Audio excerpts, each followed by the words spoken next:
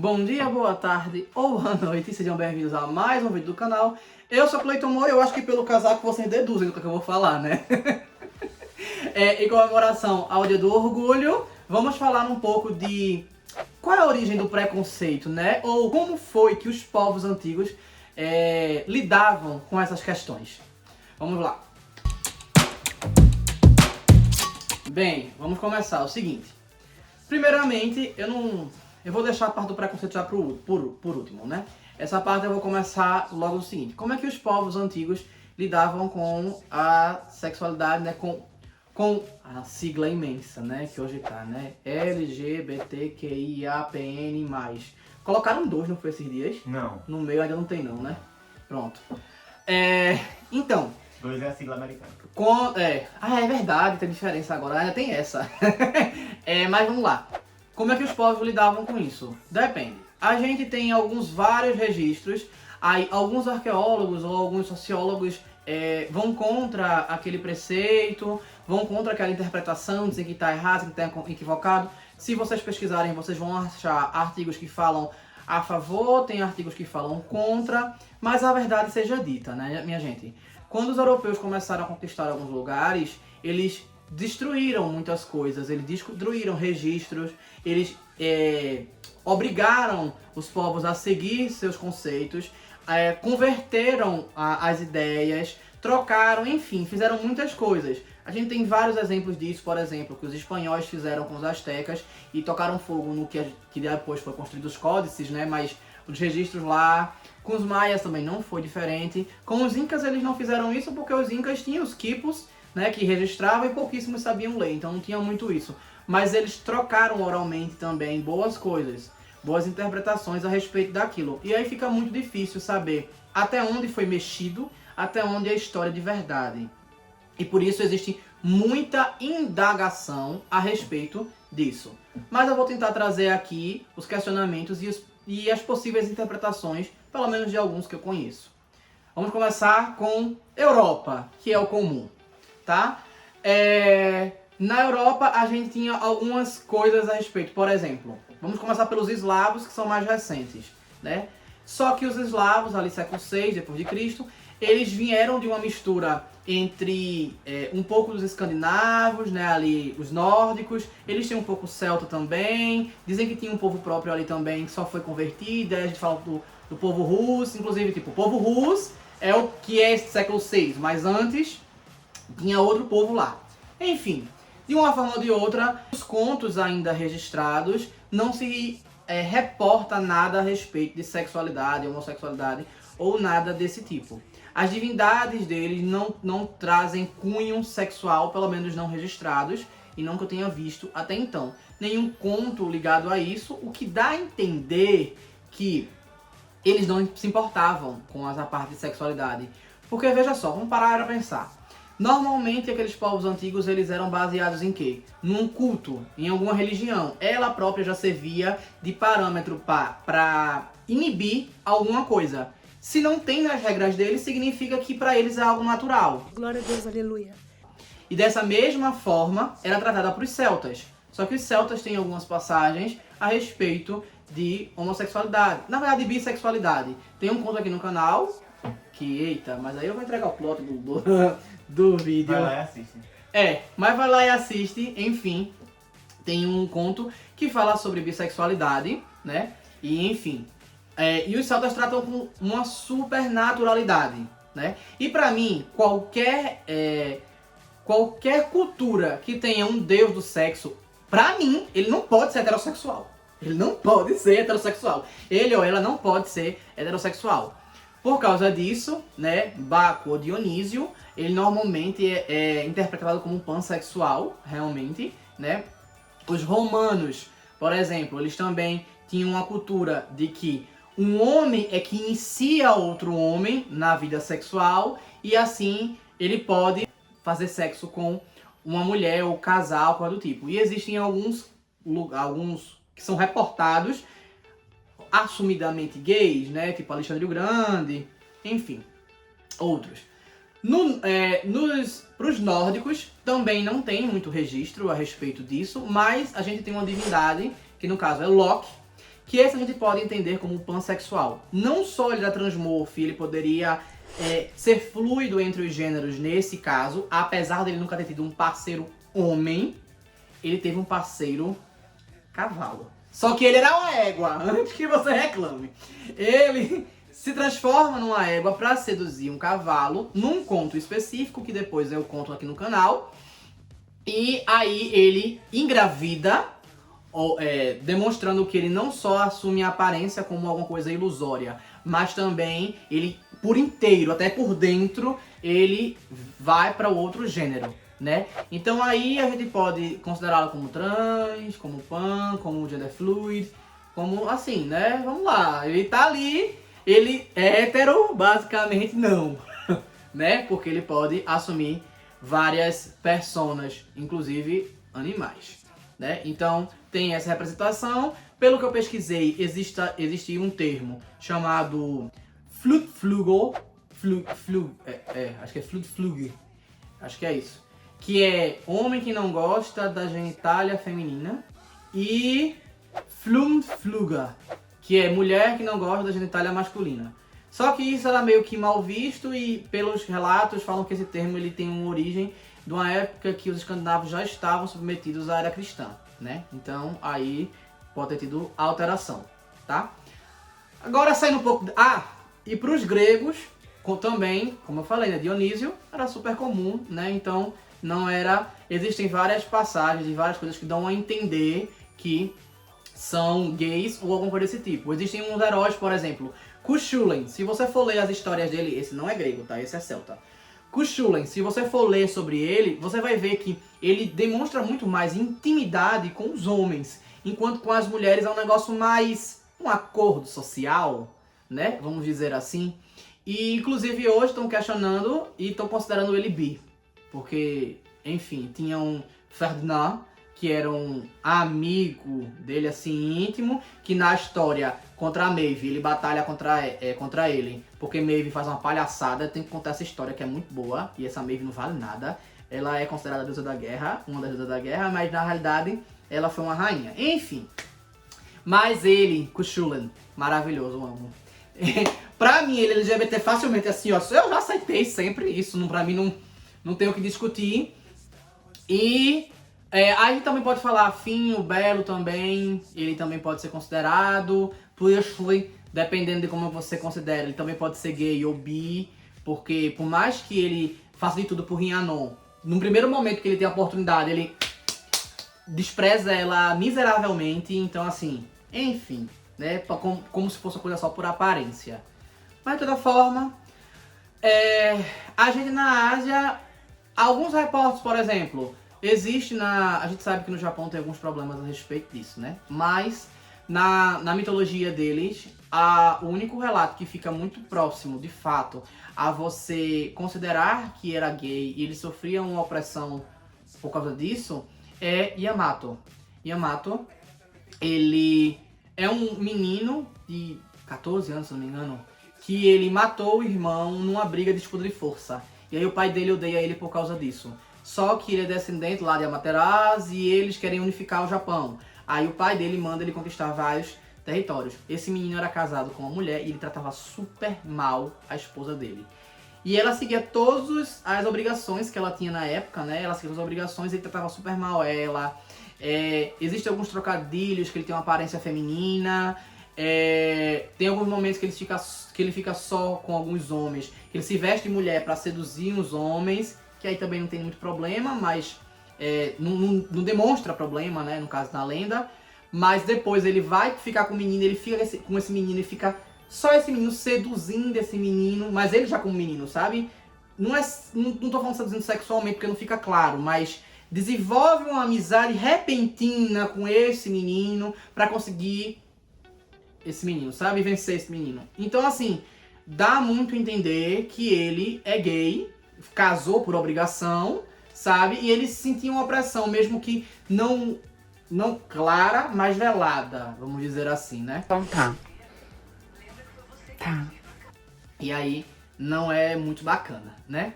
Para algumas tribos indígenas tem a questão dos spirits, né? Que tratavam tranquilamente. Alguns povos originários da gente também tratavam a sexualidade, a homossexualidade, o LGBT como um todo, né? Também de uma forma bem natural. Para os incas, a gente tem um impasse. Qual é o impasse para os incas? A gente tem o impasse de que existe uma história que fala que um imperador específico, um Sapa Inca específico, ele não gostava disso. Ele foi conquistar um lugar e nesse lugar tinha muitos gays. E aí esse povoado, ele não quis subjugar esse povo. Ele preferiu mandar aniquilar, matar todos. Porque a estratégia do Sapa Inca para conquistar o lugar era, primeiro, se convidar a se submeter. Depois, era cercar todo o terreno para que as pessoas não pudessem sair para caçar ou para buscar algum recurso, até que essas pessoas fossem ficando fracas, e eles não atacavam. Só ficavam de escudos esperando. E aí, se alguém atacasse, eles atacavam e diziam: tá vendo? A gente não atacou, vocês que atacaram. Tá certo isso?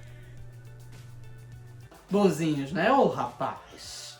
Mas... E aí eles faziam com que esse povoado se submetesse a eles.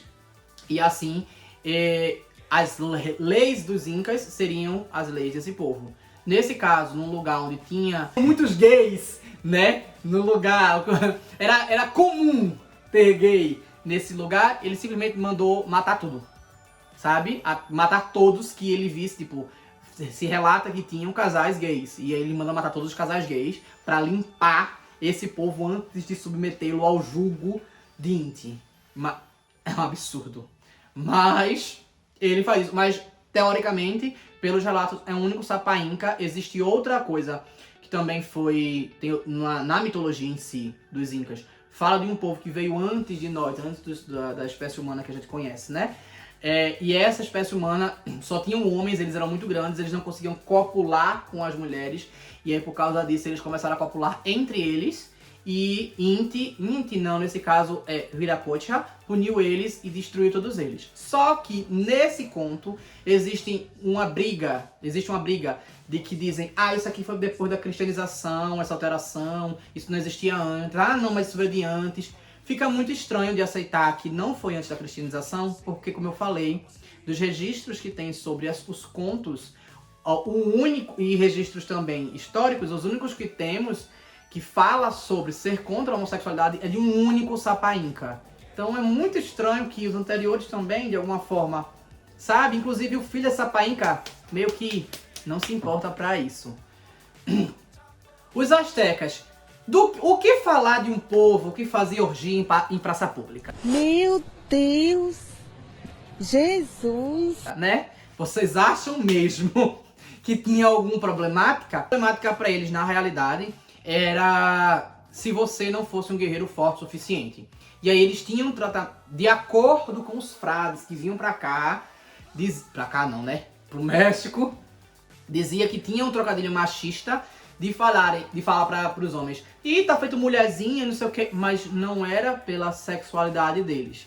Era pelo que você não está cumprindo com os desígnios sociais do homem, vamos dizer assim.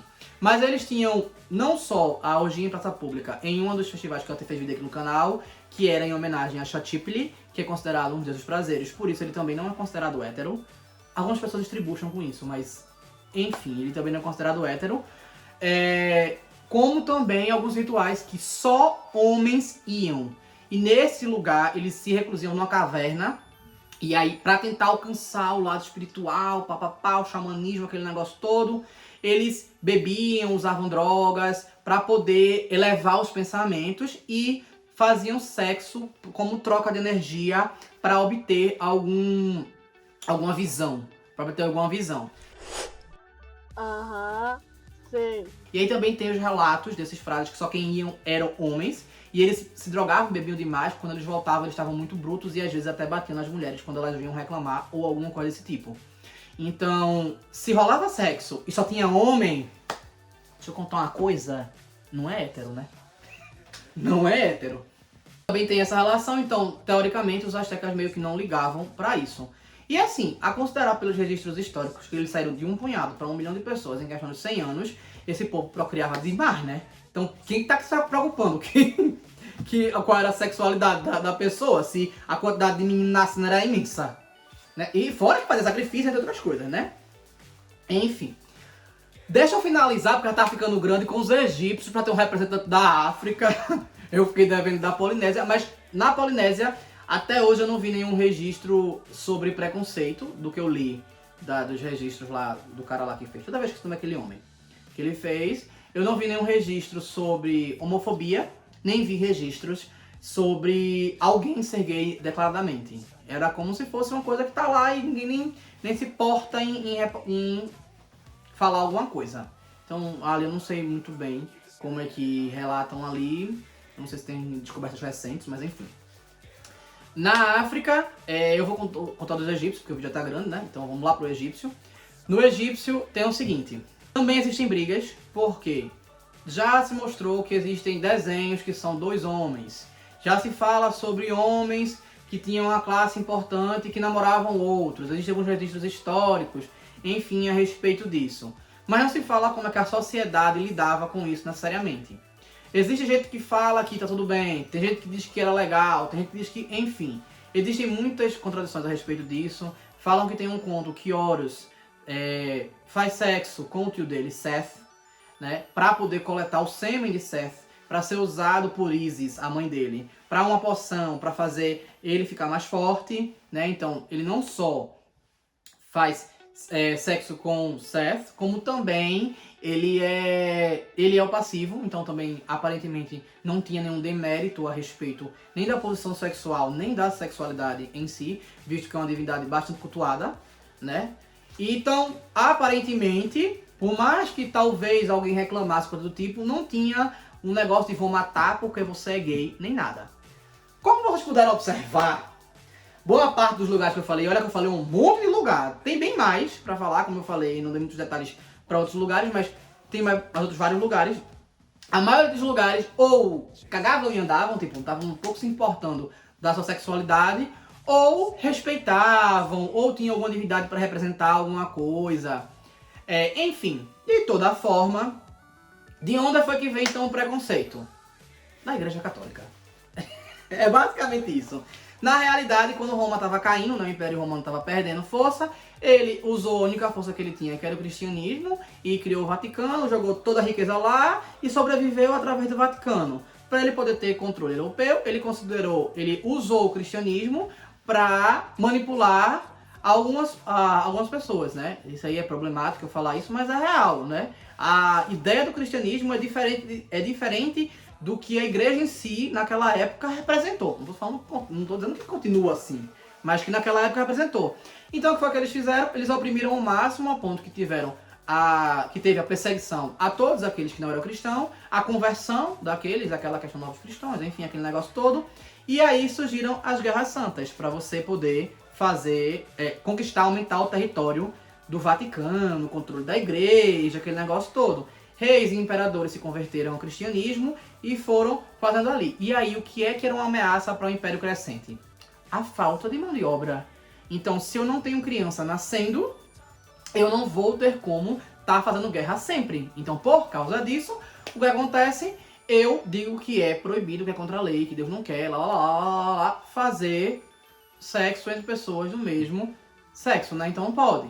E aí começou. Quando você tem todo mundo sob controle, se você fala que é pecado, então ninguém mais vai fazer ou vai começar a perseguição. E foi nessa época que teve caça às bruxas, né? Os gays também foram caçados, enfim, outras grandes coisas. Até questionar a própria igreja e começar com o movimento de Lutero lá, né? Um dia desses, na realidade, né? E começar o protestante, que ele usou contra os dogmas da Igreja Católica, mas ele também queria controle de massa. Então toda a repressão social que o povo já estava acostumado, ele simplesmente copiou e colou, né?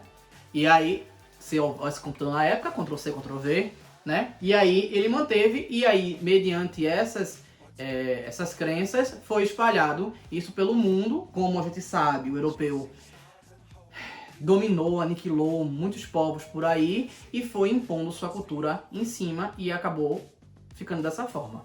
Cabe a nós avaliarmos a situação e ver que aquilo não serve mais pra gente, esse conceito não serve, não tá legal. Ah, antes que alguém me fala da Bíblia, tá, na Bíblia tá falando sobre a questão de deitar com outro homem, mas isso é uma tradução adaptada, né?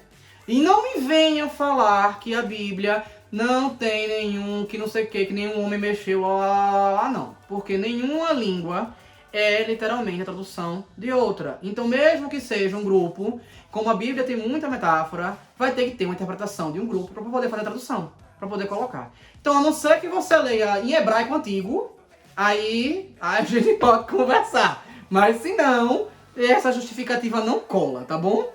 E aí, na verdade, essa foi uma outra tradução, que é com outro menino. No caso, era uma criança, não pôde fazer pedofilia, tá?